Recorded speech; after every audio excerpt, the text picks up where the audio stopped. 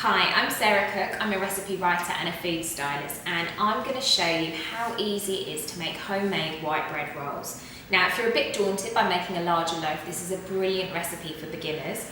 What I've got here is a batch of white bread dough. If you go to bakingmad.com, you can watch a video from Alison on how to make it. This is simply proved, so it's doubled in size, and now it's ready to shape. So I'm going to take it out of the tin, look at all that lovely air, and pop it onto my surface. Now, you don't want to over knead it at this stage, but you do want to knock out the air bubbles to get a nice even texture in your bread. So literally just a couple of gentle kneads and you'll knock out the rest of the air as you're shaping it. Now I'm going to show you two different ways to make bread rolls today. So I'm going to halve the dough. Let's put this to this one side. And I'm going to start with round white rolls. Now this batch of dough makes 12, so with this half batch I'm going to make 6 for you. I just pat it out to an even shape and work in halves. And then this half becomes 3.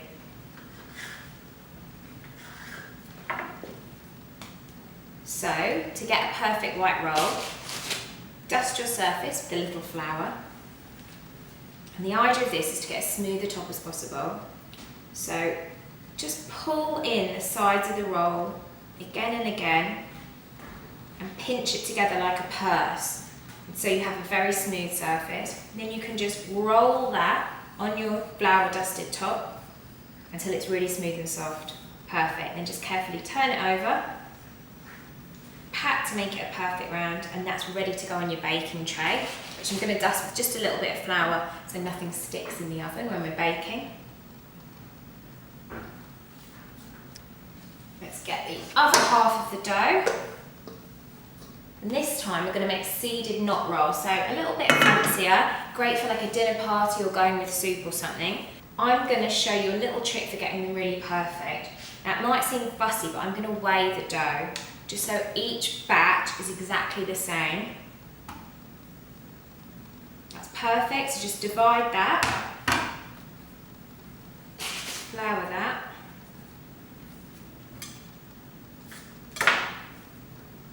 and I'm going to make 5 from this batch, so I want 1/5 of what I had, a little bit more. That's perfect. And this way, each one will be exactly the same size, so it will look really, really professional. Obviously, you can just do it by eye, but this is going to make it look extra special when they're baked. And now what I'm doing is just rolling it into a sausage. You need something about 25 centimetres. It might seem really long, but you're going to be looping it round. And the dough is so lovely and springy that it does often spring back. So once you've got something about like that, even width, then you're literally tying a knot like you would a shoelace, round, and then you're tucking both ends underneath. So one like that, and then that one just like that, and then you can pop that on your tray. Right, that's my last roll shaped. Now I'm going to set these aside to prove until they're almost doubled in size again.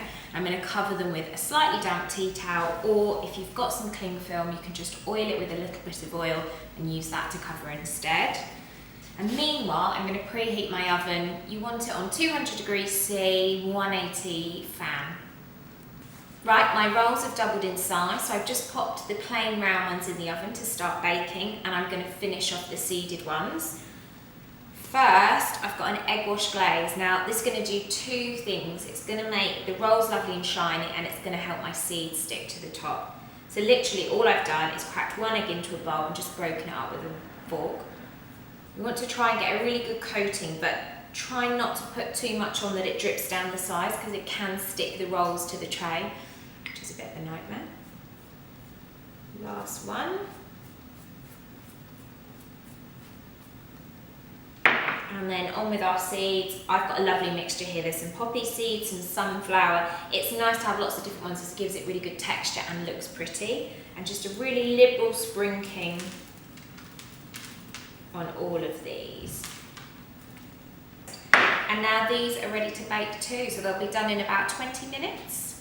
Let's get them in the oven. That's my second batch baked and out the oven. I'm just going to check that they are done by tapping the bottoms. Now they should sound hollow, that's perfect. And I'm going to cool them on a wire rack so they don't get soggy bottoms.